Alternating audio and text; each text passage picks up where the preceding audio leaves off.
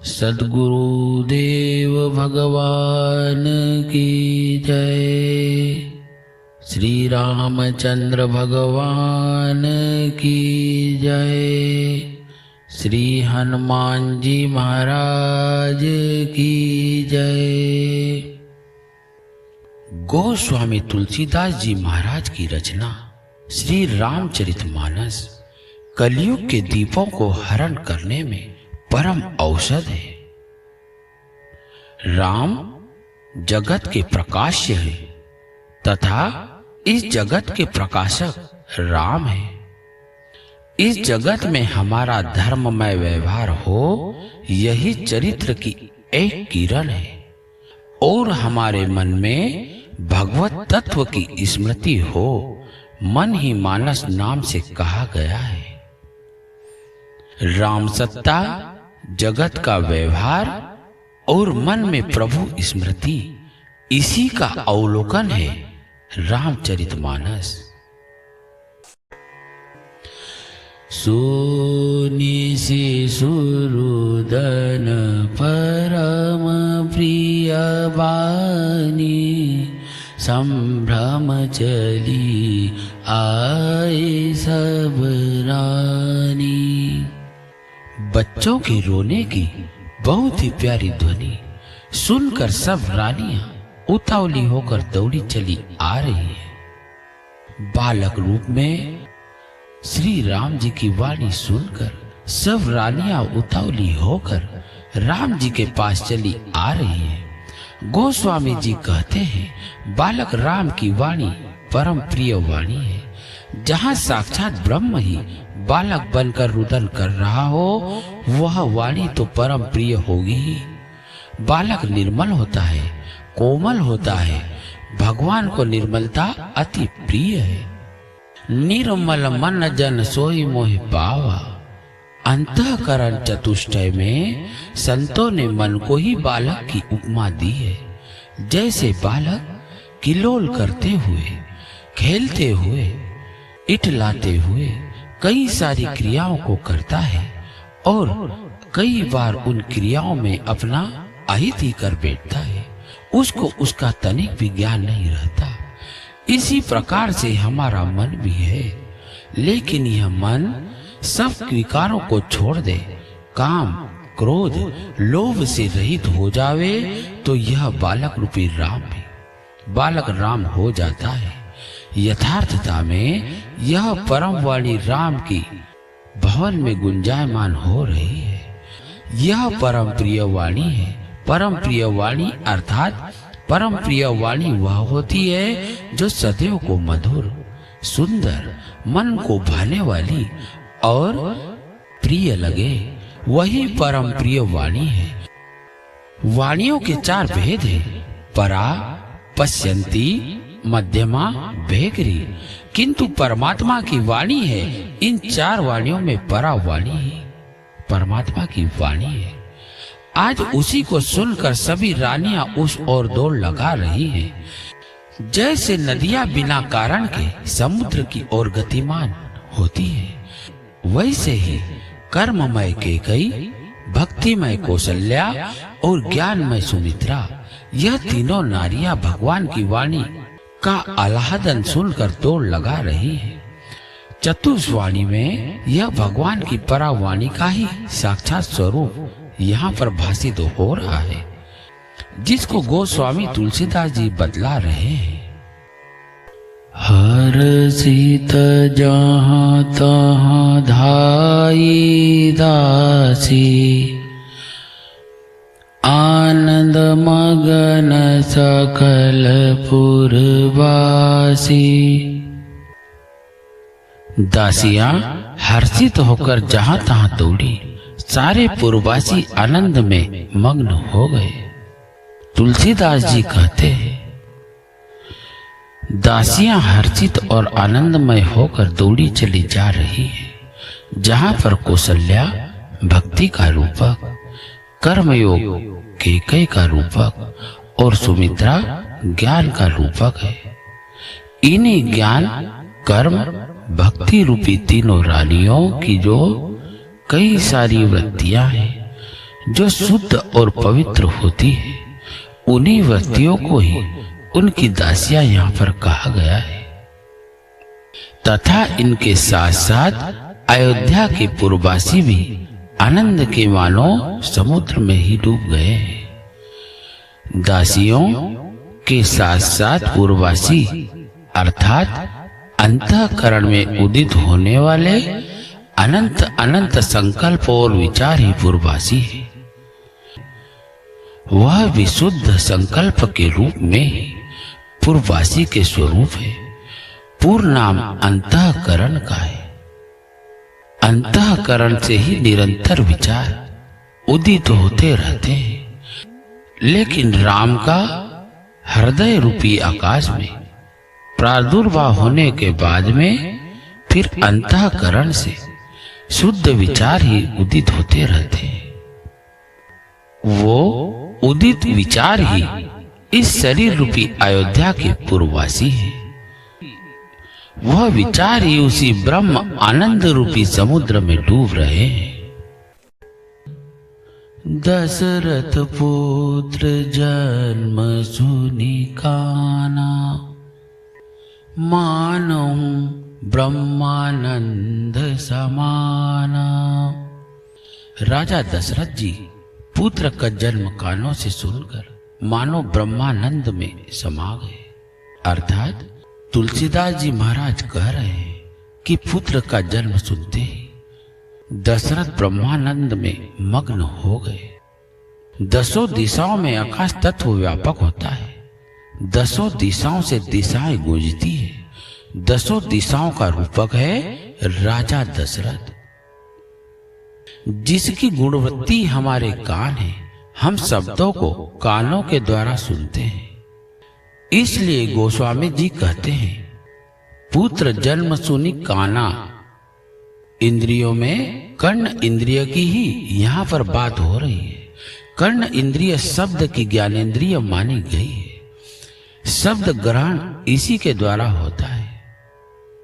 परमात्मा का ब्रह्म ज्ञान सद्गुरु के श्री मुख कमल से हम हमारे कानों के द्वारा सुनते हैं। हमें परमात्मा का बोध हो गया। यही वास्तव में पुत्र जन्म है। प्राप्ति ही पुत्र जन्म है। इसे संतों ने भगवत प्राप्ति कहा है। पुत्र की प्राप्ति, पुत्र का जन्म उदर से होता है और परमात्मा का बोध उर से होता है। उर यानी हृदय। हृदय भावना का प्रतीक है। अगर भावना हमारी भगवतमय हो जाती है तो हमें भगवत प्राप्ति का बोध होता है। इसी बोध को पुत्र जन्म कहा है। और जब उसका बोध हो जाता है तो जीव ब्रह्मानंद में समा जाता है। इसी बोध के लिए हमको ब्रह्म ज्ञान को श्रोत्रिय ब्रह्मनिष्ठ के द्वारा सुनने की आवश्यकता होती है। पुत्र जन्म सुनि काना। काना का विशेष शब्द है कि हमको कर्णों के द्वारा संतों के सत्संग और उनके शब्दों को निश्चय पूर्वक ग्रहण करना होगा। तभी यह बोध रूपी राम जन्म का संयोग हमारे हृदय में अवतरित हो पावेगा।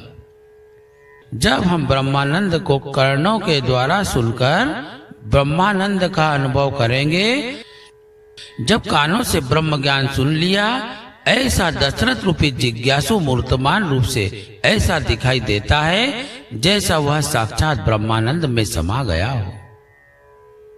यही स्थिति राम जन्म का समाचार पाके राजा दशरथ की भी हो गई। परम प्रेम मन पुलक शरीरा, चाहत उठन करत मति धीरा। मन में अतिशय प्रेम है। शरीर पुलकित हो गया। आनंद में अधीर हुई बुद्धि को धीरज देकर और मन में शिथिल हुए शरीर को संभालकर वे उठना चाहते हैं। मन में वासना होती है या प्रेम होता है। जब वासना निवृत्त हो जाती है तब वह प्रेम उपस्थित हो जाता है। और जब मन में प्रेम उद्भव होता है तब वह शरीर से बाहर भी फूटने लगता है। गोस्वामी जी कहते हैं, पुलक शरीरा। राम जन्म की खबर पाते ही राजा दशरथ का शरीर पुलकित हो गया। यहाँ पुलक शरीर का होना सत्व गुण का प्रतीक है। जब सत्व गुण शरीर में बढ़ता है तब रोमांच, इंद्रियों में प्रकाश, मन में प्रसन्नता और शरीर पुलक यानी हल्का सा हो जाता है। ठीक हम भी जब भगवान की कथा सुनते हैं तब हमारा शरीर भी पुलकित हो जाता है। जाकर नाम सुनत शुभ होई, मोरे ग्रह आवा प्रभु सोई। जिनका नाम सुनने मात्र से कल्याण हो जाता है, तुलसीदास जी कहते हैं, वही प्रभु मेरे घर आए हैं। ऐसा राजा दशरथ मन में विचार करते हैं, वह प्रभु मेरे घर आए हैं। जो परमात्मा सदा स्थिर है, अचल है, उनका आना जाना कैसे संभव हो सकता है? ऐसे परमात्मा हमारे हृदय में स्थित है, लेकिन यहाँ आने की आवृत्ति केवल और केवल चिंतन, मनन, श्रवण, निधिध्यासन के द्वारा उस परमात्मा का हृदय में बार बार आवृत्ति रूप से उसके स्वरूप का निधिध्यासन ही आना है।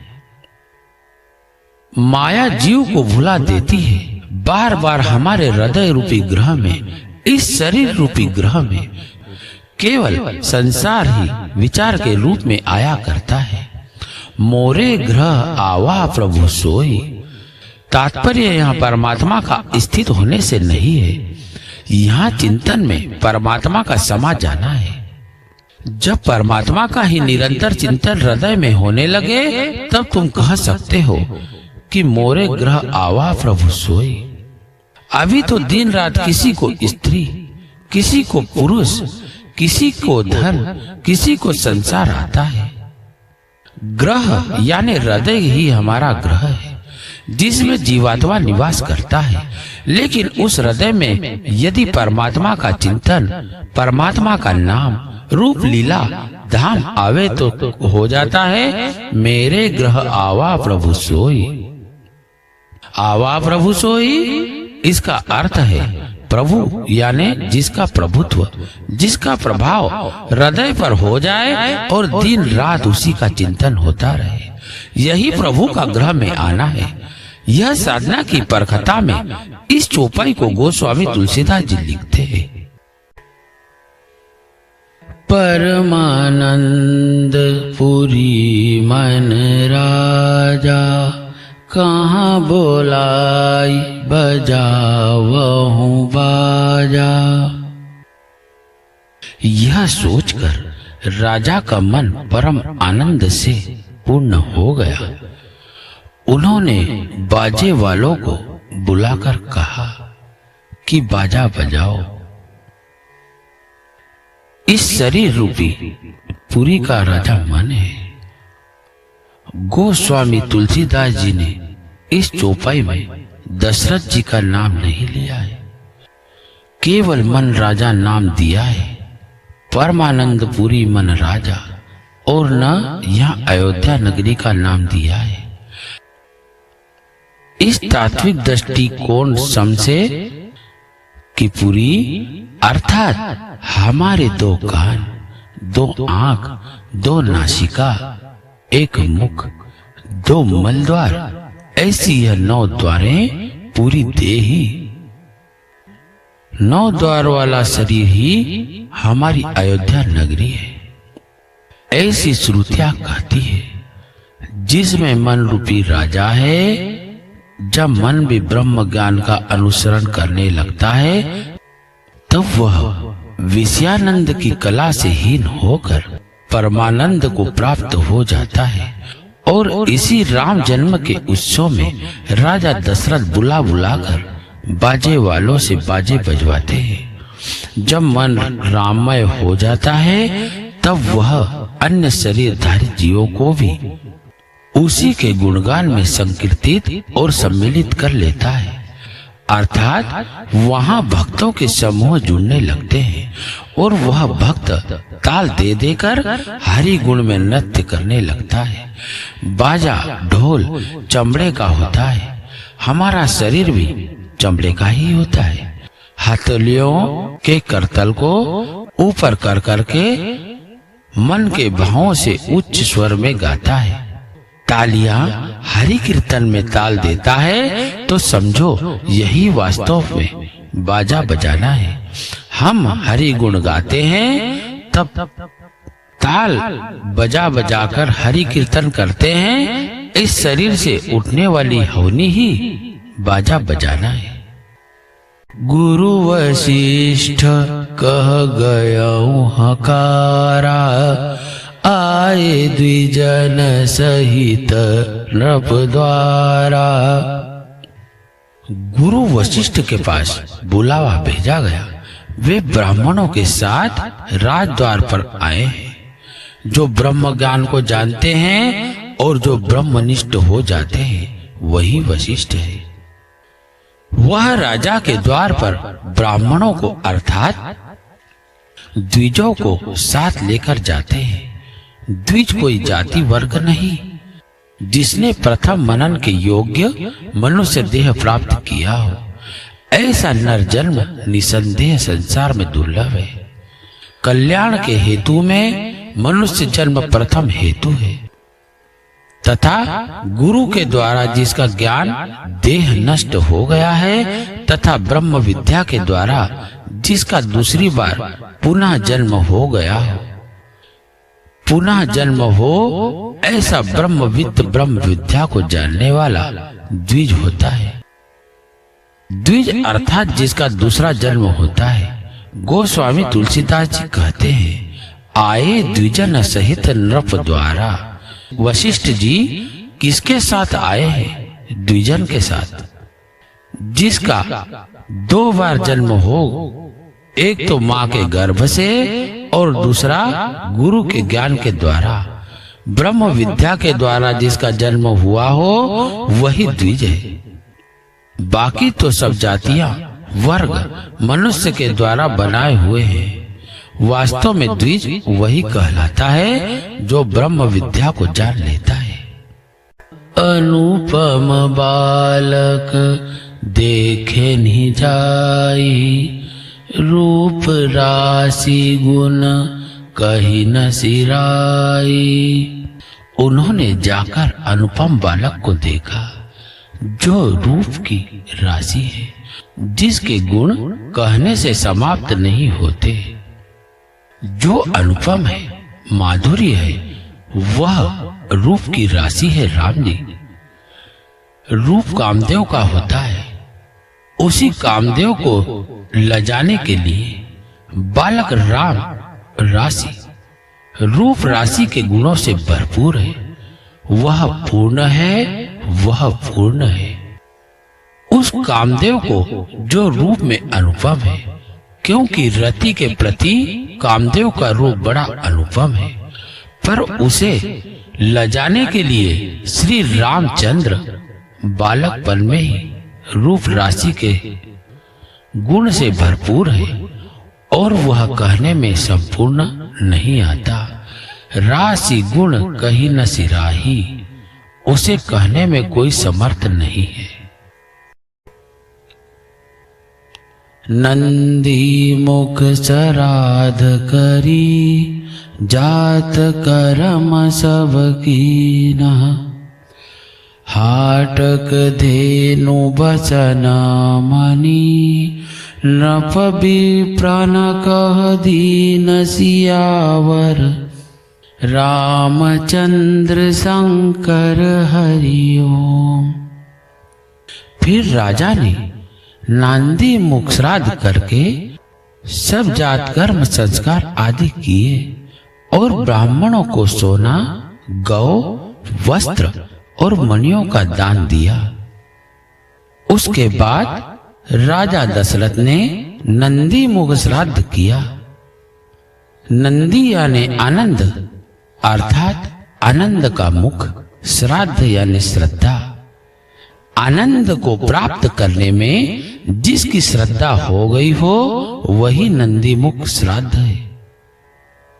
जिसने निश्चय कर लिया कि जगत के दुखों से मुझे बचना है, मुझे परमानंद की प्राप्ति करनी है, यह दोहा पूरा संपूर्ण आनंद की प्राप्ति में ही कहा गया है। परमानंद पुरी मन राजा, दशरथ पुत्र जन्म सुनी काना, मानो ब्रह्मानंद समाना। ये सब चौपैया आनंद के संबंध में ही कही गई है। कहाँ बुलाई बजावत बाजा।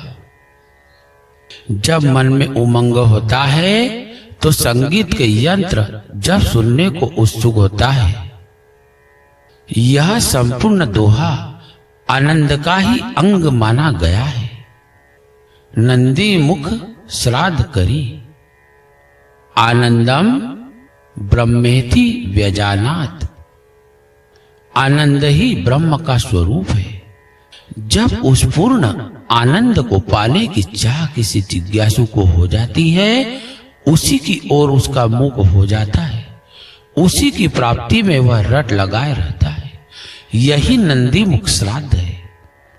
यह नंदी मुख श्राद्ध राम जन्म का ही नहीं है। इस नंदी मुख श्राद्ध का विषय हर किसी के जीवन में हो सकता है। उसके बाद कहते हैं तुलसीदास जी, जात कर्म सब कीन।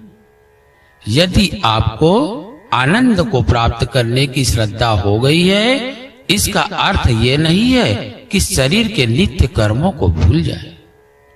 आंखें तो देखेगी ही जो देखना है, कान तो सुनेंगे जो सुनना है। क्या आँख खोलना और बंद करना भूल जाए? क्या भोजन करना, क्या विश्राम करना हम छोड़ दें? नहीं। तुलसीदास जी आदेश करते हैं, जहां लग कर्म सब कीन। तू सारे जात कर्म यानी इंद्रियों के सारे धर्मों को कर। इंद्रियों की जाति है, इंद्रियों की जाति पंच महाभूतों में विभाजित है, गुणों में विभक्त है, क्रियाओं में विभक्त है। ये इसके जात कर्म प्रतिदिन करना पड़ेगा। देखते हुए, सुनते हुए, सोते हुए, खाते हुए, पीते हुए, ये सब जात कर्म सब कीन। उसके उपरांत राजा दशरथ ने विप्रों को क्या दिया? तुलसीदास जी कहते हैं, हाटक धेनु बसन मणि। हाटक यानी स्वर्ण, धेनु अर्थात गौ, बसन अर्थात वस्त्र, मणि अर्थात मणियों का दान किया है। इसका आध्यात्मिक तात्पर्य समझना होगा। हाटक यानी स्वर्ण, स्वर्ण की कांति कभी नष्ट नहीं होती। वह कई वर्षों के बाद मिट्टी में रहने के बाद भी उसमें लोहे के समान जंग नहीं लगता। उसका तेज ज्यों का त्यों बना रहता है। तेज किसमें होता है? तेज ब्रह्मचर्य में होता है। ब्रह्मचारी में तेज फूटता है, तेज बनता है। ब्रह्मचर्य तेज का स्वरूप है। स्वर्ण अर्थात ब्रह्मचर्य है। अर्थात इस दोहे में हाटक शब्द तुलसीदास जी सोने के लिए नहीं, अर्थात वास्तव में जो ब्रह्मचर्य सोना है, जो सप्तम धातु शुक्र को बचाकर जो अपने शरीर को तेजमय कर लेता है, जब तेजमय शरीर हो जाता है तब उसके शरीर की कांति भी सोने के समान दमकती है। नंदी मुख श्राद्ध किया अर्थात आनंद के और मुख करने के लिए, आनंद की प्राप्ति करने के लिए प्रथम हमें ब्रह्मचर्य को ही धारण करना होगा।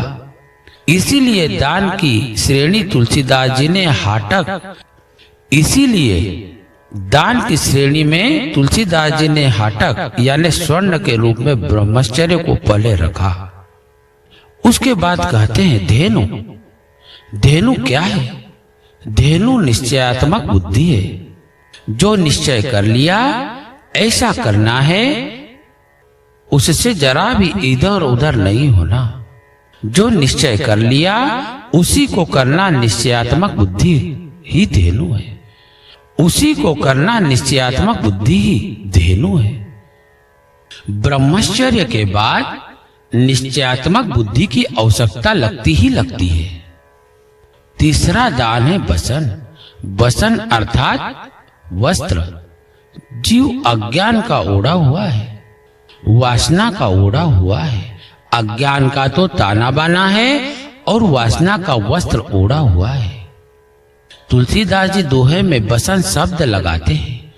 इसमें आ की मात्रा जुड़ी हुई है, तो बसन ना रहकर वासना हो जाती है। जब वासना का विचार निरंतर मन में चलते रहता है, जब ये वासना हो जाती है। राजा दशरथ ने वासना का दान नहीं दिया, बसन का दान दिया है। बसन अर्थात शुद्ध विचार, उपासनामय विचार ही वस्त्र है।